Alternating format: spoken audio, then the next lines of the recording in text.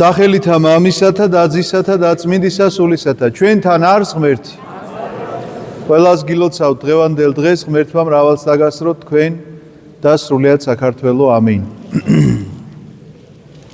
დღევანდელ დღეს დანო და ძმანო თუ კი გადავშლით კვლავ იმ სახარებას რომელიც წაკითხული იქნა წირვის დროს და ვნახავთ რომ ეს გახლავთ იგავი მეზვერისა და ფარისევლის შესახებ ძალიან ბევრ რამეზე შეიძლება გვაფიქრებდეს თითოეულ ჩვენგანს. სახარებაზე მე მithქვამს თქვენთვის არაერთგზის რომ ეს არ არის რაღაცა 21 საუკუნის წინ დაწერილი წიგნი რომელიც მხოლოდ მაშინ იყო საჭირო და აქტუალური, არამედ ეს არის ცხოვრების წიგნი, ეს გახლავთ წიგნი რომელიც თითოეულ ჩვენგანს დღეს ამდენი საუკუნის შემდგომ უნდა განახებდეს საკუთარ თავს. თუმცა კი ხშირად სახარებას მე სხვის დასანახად უფრო ვიყენებ, ვიდრე საკუთარი თავის დასანახად. ამიტომაც ამიგავში მოთხრობილი ამბავით სწორედ ეს არის მეტი არაფერი. დღევანდელ დღეს ჩვენ სახარება გვასწავლის იმას, რომ საკუთარი თავის დანახვა უნდა შეგვეძლოს და არა სხვისი. სახარების შუქზე. ახლა ვთქვათ როგორია ეს ამბავი. ორი კაცი ადის ტაძარში სალოცავად, ერთი მეზვერია და ერთი ფარისეველი. ფარისეველი გახლავთ რელიგიური სექტა, რომელებიც ზედმიწევნით ასრულებდნენ ჯულის ყველა მუხლს. წარსდგება ღვთის წინაშე ეს ფარისეველი და ამბობს რომ გმადლობ ღმერთო იმისთვის რომ არ ვარ ისეთი კაცი როგორიც სხვა კაცები არიან, მრუშნი და უკეთურნი და უარგისნი. ორგზის მარხულობს შაბათის კვირის განმავლობაში ტაძარში დავდივარ, ამას ვაკეთებ, იმას ვაკეთებ. არც ისეთი არა ვარ, აგერ უკან რომ მეზვერე დგას. მეზვერე დგას ამ დროს უკან თვალების ზეახილვას ვერ ბედავს და კერტში გულს ჯიხს იცემს და ამბობს რომ ღმერთო გამწმინდე მეცოდვილი. ღმერთო მილხინე მეცოდვილსა ამას. მოწყალე იქმენ უფალო ჩემ ცოდვებზე. აი ესეთი გახლავთ ორი კაცი, რომელიც დაგვანახა დღეს მაცხოვარმა და მე როდესაც გულანთებული მახსოვს ეკლესიაში რომ მოვედი და პირველივე წლებში რაღაცნაირად შევეჩეხე ამ სახარებას, მოვისმინე ეს სახარება ლიტურგიაზე, მქონდა ესეთი განცდა, რომ ძალიან გაბრაზებული ვიყავი ამ ფარისეველზე რა. აი ძალიან გავბრაზდი, რომ როგორ ვინ ეკითხება, როგორ ესე რატომ ლაპარაკობს და აბა ეხლა ჩვენ თვითონ დავფიქრდეთ ვარ თუ არა ხშირად ჩვენ მის მდგომარეობაში. იმიტომ რომ რაღაცით კმაყოფილები ვართ ხოლმე ჩვენი მიღწეული სულიერით და ამაში არადანაშაულებს ღმერთი ადამიანს, იცით? მან ფარისეველი კი არ განიკითხა, ჩვენ განვიკითხავთ. იქ რო წერია რომ ეს მეზვერე უფრო მართალი გამოვიდა ტაძრიდან ვიდრე ფარისეველი, იმას კი ანიშნავს რომ ფარისეველი ცუდი გამოვიდა. ეს ფარისეველი მართლაც მარხულობდა კიდეც, ლოცულობდა კიდეც და ყველაფერს კარგად აკეთებდა, როგორც უნდა გაეკეთებინა, მაგრამ განსხვავება იცით რა არის? აი ძალიან მნიშვნელოვანი ამბავი, იცით როგორია ამ დღევანდელი გავში. ამისთვის მინდა ერთი მაგალითი მოვიყვანო ეხლა და გითხრათ ასეთი რამ. წარმოვიდგინეთ, ხართ ოჯახის უფროსი. ყავთ შვილები. მოვიდა ერთ-ერთი შვილი და გეუბნებათ ასეთ რამეს. რომ დიდი მადლობა, თქვათ, მამა თუ დედა რა მნიშვნელობა აქვს ამას. დიდი მადლობა, რომ გამზარდე, თქვათ, ასეთი, მე თქვათ, მივაღწიე ამას ჩემი შრომით, ჩემი განათლებით, მუშაობ აქ და აქ. ყველაფერს ვაკეთებ, როგორც საჭიროა. ყველას ზრდილობა არ მაკლია, კულტურა არ მაკლია, გადასარევ საზოგადოებაში მოღვაწეობ, მაგრამ იქვე ამატებს. შენი სხვა შვილებივით კი არა ვარ, რომლებიც უსაქმურები არიან, არაფრის მაქნისები არიან, უვარგისები არიან. აი სანამ ამას იტყოდა, ხო გახარებულია მშობლის გული. მაგრამ როგორც კი გადავა სხვა შვილებზე ლაპარაკი, იქვე მთავრდება ამისი კარგი კაცობა ჩემთვის. მე მისი მოსმენა აღარ მინდა.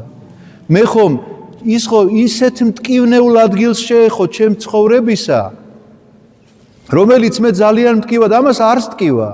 ამას არ ადარდებს ეს საკითხი.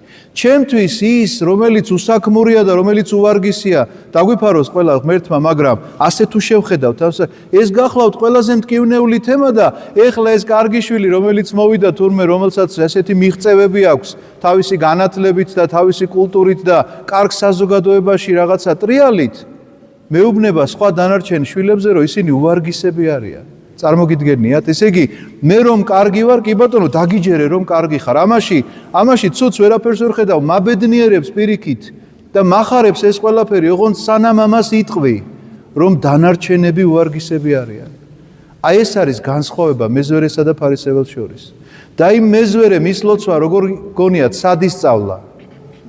ტაძარში ხო ვერ დადიოდა, ეს იყო რა გითხრათ, აღმასრულებელი რაღაცა სამსახურისა, რომ გადასახადები უნდა აეკრიფა და ამ გადასახადების აკრიფაში იცით რამდენი ადამიანი უპუროთ და ყოველი მისი გამოჩენა საზოგადოებაში ზიზღს იწვევდა, იმიტომ რომ ეს არის კაცი, რომელიც წაგართმევს ახლა უკანასკნელ ლუკმას და მშიერი შეიძლება დარჩე მთელი თვის განმავლობაში. აი ამ ერთი კაცის გამო. თუმცა კი ეს კაციც რომ მოსულიყო ტაძარში და ასე ეთქვა, რომ იცით რა, მე სახელმწიფო სამსახურში ვმუშაობ და ეს ჩემი მოვალეობაა. მე საქმე უნდა გავაკეთო, კანონი უნდა აღსრულდეს. ხომ გვესმის ასეთი სიტყვები ხშირ-ხშირად ჩვენ და სიყვარული დავიწყებულია. რომ მოსულიყო, ვინ გაუმტყუნებდა ამ კაცს? რას ეტყოდნენ? არა, პირიქით ეტყოდნენ. რა თქმა უნდა, კი, რა თქმა უნდა, კანონი უნდა აღსრულდეს. შენ უნდა იმუშაო, შენ საქმე უნდა გააკეთო, მაგრამ ამ კაცს ეს სიტყვები, რომელი სიტყვებითაც ლოცულობს, მოსმენილი აქვს სწორედ იმ ადამიანებისგან, რომლებიც გაამწარა. ამიტომაც ის ამ სიტყვებს იმეორებს ღვთის წინაშე. როგორც ის გამწარებული, ატირებული ოჯახის წევრები დაუტოვებია მას თავისი გადასახადების აკრეფით, აი ესეთივე გამწარებულია მისი სული და დაცარიელებულია და იმასაც კი ვერ ბედავს, რომ თვალები ზეახილოს, ანუ ზემოთ რომ აიხედოს, ამასაც ვერ ბედავს, ქვემოთ მიწისკენ არის დაცქერილი მისი თავი, მისი თვალები და გულში ჯიღის ცემით წარეთ სრემლით გამოითხოვს უფლისგან შენდობას, რომ მოწყალე იყავი ჩემზე უფალო, იმიტომ რომ ეს სიტყვები მოსმენილი აქვს იმ გამწარებული ხალხისგან და ახლა ასე არის გამწარებული მისი სული. ამიტომაც უფრო მართალი გამოვიდა, როდესაც წერია სახარებაში. ტაძრიდან ორი კაცი შევიდა და ორი კაცი გამოვიდა. და უფრო მართალი გამოვიდა ეს მეზვერე, ვიდრე ის ფარისეველი. სინამდვილეში ეს ასეა, თუ კი ჩვენ დაუბრუნდებით და დღევანდელ მაგალითისთვის კვლავ იმას გავიხსენებთ, რომ თუ კი ოჯახში ერთი შვილი ასე მოიქცევა და მეორე შვილი ასე, თქვენ როგორი დამოკიდებულება გექნებათ. როგორც კი დაიწყებს ის ლაპარაკს, რომ როგორ კარგად იქცევა, ხომ სასიამოვნოა, მაგრამ როგორც კი ახსენებს, რომ ისეთი უსაქმური არ არის, როგორიც ჩემი სხვა შვილები, მე ხო მისი მოსმენა აღარ მინდა. სწორედ ასე არ მოისმენს ღმერთი არავითარ შემთხვევაში აღარ მოისმენს იმ ადამიანის ლოცვას, რომელიც სხვას შეადარებს თავის თავს და სხვაზე გაიშვერს ხელს და იტყვის, რომ მე ვიღაცას ვჯობი ვარ. როგორც კი მას თავში ფიქრად მოუვა, წარსდგება ღვთის წინაშე და დაიწყებს ლოცვას და რამდენჯერაც გინდათ, იმდენჯერ გაგვიმეორები ალბათ ჩვენ ცხოვრებაში, რომ კაი, ისეთი ხო არა ვარ. აი ისეთი რომ არა ხარ, აი ამ ფიქრის შემოსვლა შენს თავში ნიშნავს, რომ საკუთარ მშობელს ეუბნებოდე, მე ხომ ჩემ ძმას ვჯობი ვარ, იმიტომ რომ კარგი სამსახური მაქვს. და შენ მშობელს ამ დროს, აი ალბათ სილა რომ გააწნა შეიძლება ისე არ ეტკინოს, როგორც ეტკინება შენს მიერ ნათქვამი ეს სიტყვები. ამიტომაც ღმერთისთვის ყველა შვილია. ფარისეველიც, მეზვერეც, უკიდურესად სოდვილიც, უკიდურესად წმინდანიც, რა არის ღვთისნება თუ გაინტერესებთ, ასე წერია პირდაპირ სახარებაში. მას ყველას ცხონება სურს. ამიტომაც ცხონების პოტენციალი აბსოლუტურად ყველა ადამიანშია. და რადგანაც ჩვენ არ აგვაქვს უფლება, რომ ვინმეს შევადაროთ თავი, მხოლოდ საკუთარი თავი უნდა დავინახოთ სახარებისეულ ამ შუქზე და საკუთარი თავი უნდა განვიკითხოთ. სხვა მეტი არავინ. ამიტომაც ჩემო ძვირფასებო, ნახეთ, ეს გახლავთ დიდმარხვის მოსამზადებელი პერიოდი, ამიტომაც იკითხება ეს სახარება და ყველას ასე გონია, რომ მეზვერისა და ფარისევლის კვირა არის მსგებსი. ოთხშაბათი და პარასკევი არ იქნება მარხვა. და ჩვენს გონებაში შემოდის აზრი, რომ ეს გვამზადებს ჩვენ დიდმარხისთვის, იმიტომ რომ ეხლა უნდა ავკრივ დღეს რომ 10 კილო ხორცი ჭამო, ხვალ აღარ მოგინდება? ანუ ოთხშაბათს და პარასკევს ეხლა თუ არ იმარხულებ, ამიტომ მე დიდმარხვაში აღარ გაგიჭირდება მარხვის შენახვა? ეს ხომ აბსურდი, ასე არ უნდა იფიქროთ. იცით რატომ არ არის დღევანდელ დღეს ამ კვირაში მარხვა ოთხშაბათს და პარასკევს? იმიტომ რომ შენ მეზვერე და ფარისეველი უნდა გაგახსენდეს. ფარისეველი რომელიც ამბობს, ორჯერ მარხულობ კვირაში, რა კარგი ვარ. აი ახლა შენ არ იმარხულო ამ კვირაში იმისთვის, რომ გაგახსენდეს ვინ ხარ. არ გვინდა ბატონო შენი მარხვა. გადადებულია შენი მარხვა შემდეგისთვის, ოღონდაც გაიხსენე ის ვინ ხარ შენ. და არ გაიშვირო ხელი არასდროს არავისკენ. აი ესეთია მომზადების ეს პერიოდი და არა ის რომ თურმე ოთხშაბათს და პარასკევს იმიტომ არ უნდა ვიმარხულო ეხლა, რომ მე მოვემზადო დიდმარხვისთვის და ახლა მაქსიმალურად აკლემივით რომ იმას შეივსებს კუს და მე შეუძლია უდაბნო გადაიაროს, ასეთი რამ ადამიანში არ ხდება. ვერ შეივსებს ის თავის მარაგს ისე რომ მე 40 დღე ეყოს ეს ყველაფერი.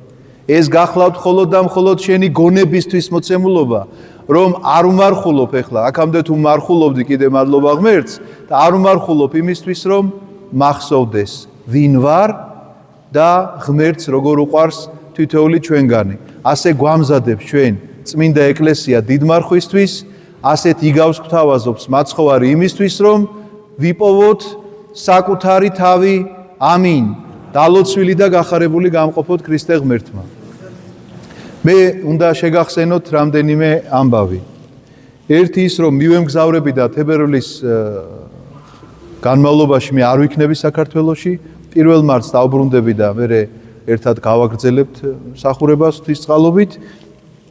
ამიტომ აღსარებები და ზიარებები არ შეწყვიტოთ, ბუნებრივია, მოძღვრები აქ არიან, თუ რაიმე აუცილებელი გექნებათ, ჩააბარეთ აღსარება და ისე ეზიარეთ, თუ არა და შეგიძლიათ ეზიაროთ და მე რო ჩამოვალ, მე ჩავიბარებ აღსარებებს. ასევე უნდა გითხრათ ის, რომ დღეს რადგანაც ამდენი სტუმარი შემოგვიერთდა, მე არ ველოდებოდი მართალი გითხრათ ამდენს ერთად, თორემ მადლობა ღმერთს.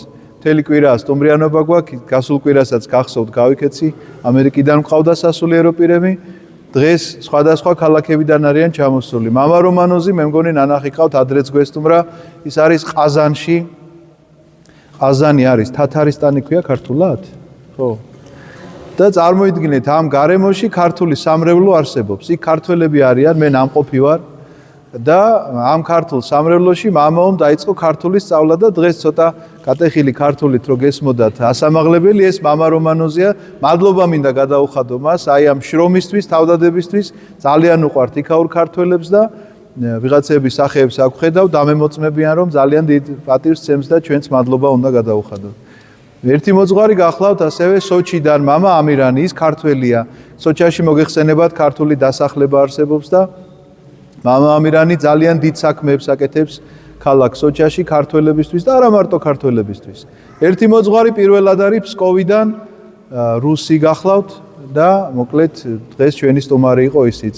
კიდე ერთი მოძღვარი, რომელიც პატარა ტაძარში იქეთ მსახურობს ის, დუბლინიდან გახლავთ მამა გიორგი და მოკლედ ასეთი დიდი ამბები გქონდა დღეს და ამიტომ რატომ მოვყევი ეს ამბავი, რომ სტუმრებს უნდა ვუმასპინძლო და ბოდიში უნდა მოგიხადოთ, რომ დღევანდელი საკვირაო სკოლა გადავდოთ და უნდა გადავდოთ ფაქტიურად მარტამდე სანამ მე არ ჩამოვალ, იმიტომ რომ თუ იქამდე ვინმე სურვილს გამოთქვამს, რომ იგივე ქალბატონი ნინო, რომელმაც წინა კვირას ჩაგიტარათ, ძალიან საინტერესო, მე მოусმინე და ძალიან საინტერესო ლექცია, თუ ნინო მოიცლის ჩვენთვის და რომელიმე კვირას მოვა, ჩვენ რა თქმა უნდა წინასწარ გეცოდინებათ, გაგაფრთხილებთ და შევიკრიბებით. თუ არა და მარტში თუ კი ინებებს ღმერთი რომ შვიდად წავიდე და წამოვიდე და თქვენს მშვიდობით დამხვდეთ, შევიკრიბებით და ვისაუბრებთ, მოკლედ გავაგრძელებთ ჩვენ საუბრებს.